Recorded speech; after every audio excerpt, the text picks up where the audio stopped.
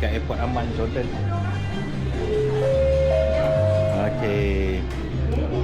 Apa cerita ni, kita kena bayar rumah ke 200 dinar seorang sepatutnya tadi? Rumah tu apa? Mungkin ada orang tak faham. Rumah tu macam denda melebihi had tempoh di Jordan. Okay, kita sebagai rakyat Malaysia, sebenarnya kita boleh masuk ke Jordan, tak payah bayar visa lah. Okay, jadi masuk tu free saja. Tapi sebenarnya kami dah banyak kali masuk lah, ulang-alik Malaysia, Jordan macam tu. Cuma kali ni ada kejutan sikit lah.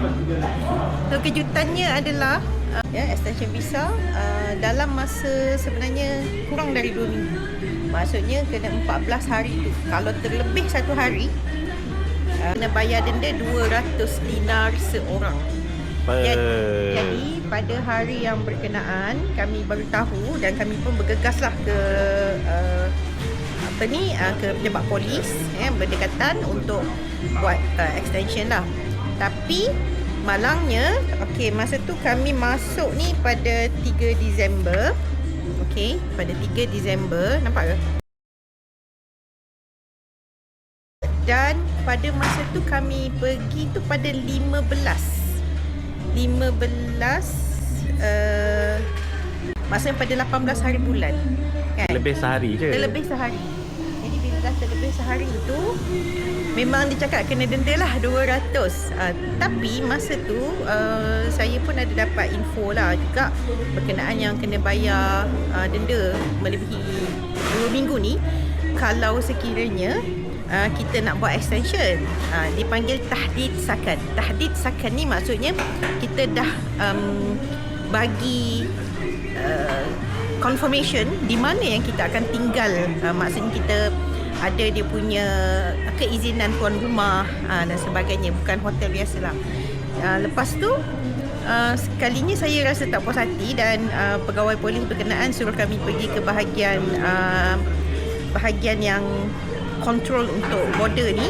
Jadi kami pergi ke sana dan pegawai di sana pun maklumkan sebenarnya itu kalau sekiranya kita nak buat extension yang 3 bulan lah.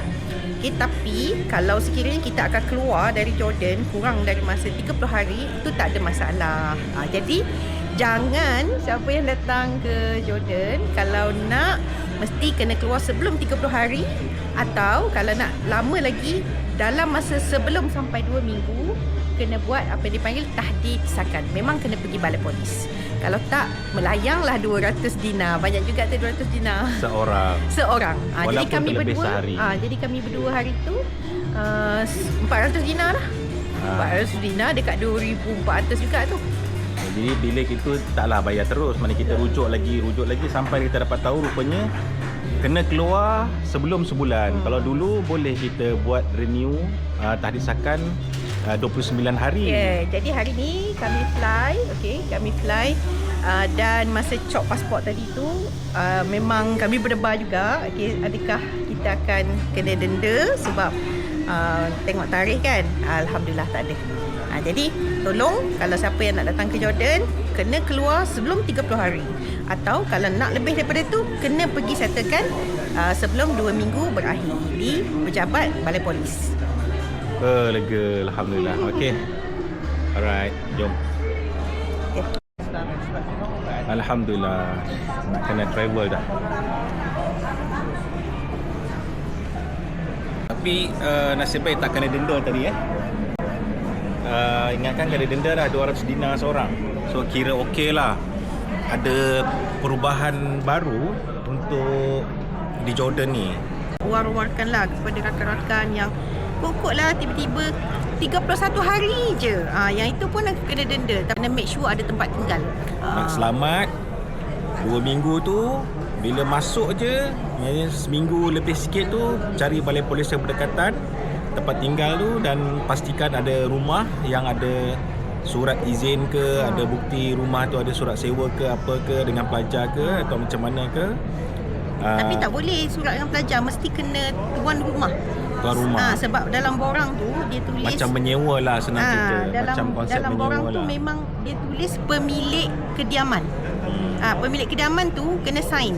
Maksudnya nanti kalau buat tahdid sakan ni, pemilik kediaman tu kena hadir sekali. Macam kami tak perlulah. Sebab rumah tu memang kami yang miliki. Jadi tak adalah masalah. Tapi kalau kepada orang yang tidak memiliki rumah di Jordan, bila datang mestilah nak kena ada pemilik rumah ikut sekali. Kalau hotel mungkin susah lah kot. Tapi apa faham macam tu lah. Maknanya 2 minggu. Dan kena memang ada orang yang datang untuk sign bahagian yang pemilik tempat tinggal berkenaan, yang memberi pengesahan bahawa awak boleh tinggal di sini untuk tempoh yang sekian. Tapi tak boleh 3 bulan pula tau. Itu pun kena tanya betul-betul bila kata tarikh akhir ni, dan awak kena keluarlah. Tapi masih ada caranya, iaitu awak akan ada lagi extension dalam 3 bulan macam tu. Ini pun saya pernah buat dulu. Tapi yang ini ada bayaran, awak kena pergi ambil darah, kena pergi x-ray, kena pergi rumit sikit lah dia punya. Susah lah cikgu.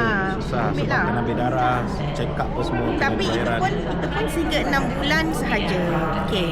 Dan sekiranya kepada yang memiliki rumah, ada juga cara lain sebenarnya untuk tinggal lebih lama, yang diberikan visa setahunan. Tetapi kita mestilah simpan duit 10,000 dinar dalam bank, ya. Dan duit tu tak boleh diusik.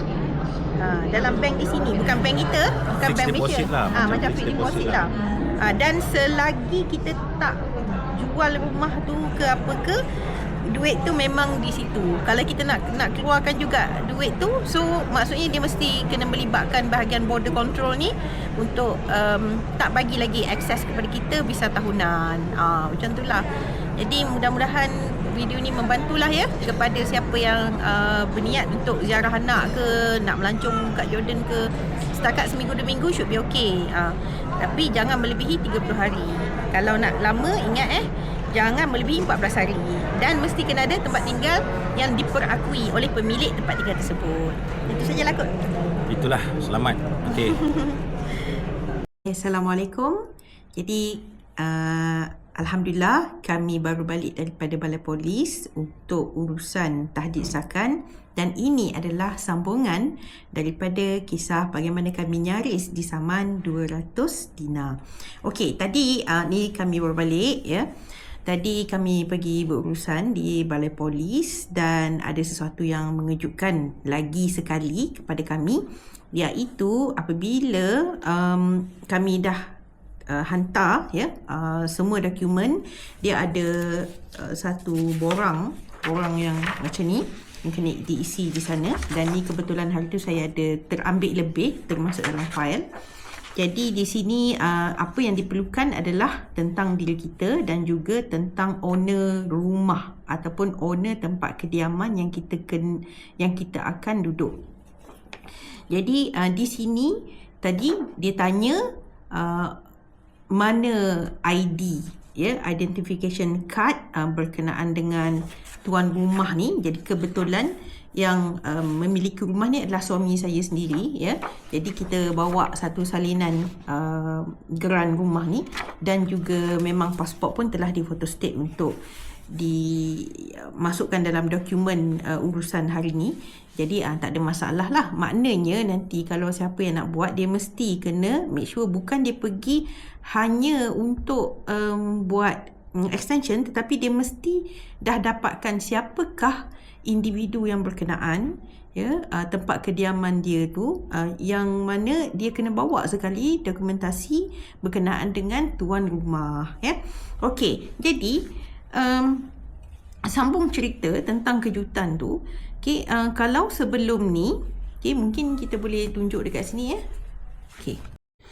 Okey, jadi kali ini yang tadi kami pergi ni, dia tulis kat sini Idaratul Iqamah wal Hudud. Okey, saya tak dapat baca tulisan ni sebab terlalu kecil dan susah sangat, tak terang. Tapi nampak kat sini ya, Tamma tahdidu as-sakan bi tarikh, hari ni lah 12 hari bulan 1 2026. Okey, jadi kalau kita bandingkan dengan yang dulu, dia ada tulis dengan jelas ya, sehingga tarikh dia bila. Okey, kat sini jadi tricky sikit sebab mungkin kita akan tak jelas bilakah tarikh habisnya yang extension tu. Okey, jadi bila kami dah belajar sesuatu, jadi kami tanya betul-betul bilakah tarikh yang terakhir yang kami boleh berada di Jordan ni. So dia kata refer balik kepada tarikh yang ini, iaitu pada 6 Januari 2026. Bermula dari tarikh ni selama 3 bulan. Jadi kita kena set sendirilah tempoh untuk kita bersini, letaklah dalam Google Calendar ke apa ke, untuk kita kena keluar sebelum tamatnya 3 bulan ni. Okey, jadi Alhamdulillah kami dapat mengelakkanlah daripada bayar 200 dinar tadi kan. Tapi ada lagi satu pemberitahuan yang kami tengok di dinding, tapi malangnya kami tak dapat ambil gambar sebab nak masuk balai polis tu kami memang tak boleh bawa handphone, jadi tak bolehlah nak snap gambar. Dia bagi tahu dalam tempoh 48 jam kepada orang Jordan yang menerima tetamu, kena maklumkan ke balai polis dalam tempoh yang berkenaan. Kalau tak, mereka pun kena denda 200 dinar. Jadi cerita pasal denda-denda ni, apa yang kita kena tahu? Sebaiknya apa-apa hal pun kena sentiasa bertanya, tanya betul-betul dengan pegawai itu supaya kita jelas, sebab kadang-kadang ada antara mereka ni kat sini cakap lain, kat situ cakap lain. Jadi kena tanya betul-betul. Apa-apa hal pun, tadi saya buat searching lah dekat Google.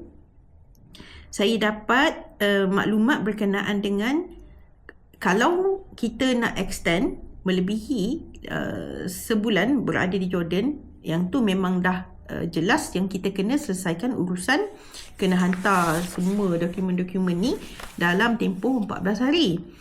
Tapi kalau katakanlah kita terlebih lagi, ada terlebih lagi yang mengikut bulanan, ada kena tambah lagi 90 dinar untuk setiap bulan yang kita dah terlepas. Jadi kalau contohnya kita datang dan kita dah 4 bulan dah berada di sini, pertama dahlah 200 dinar tu kena bayar sebagai denda.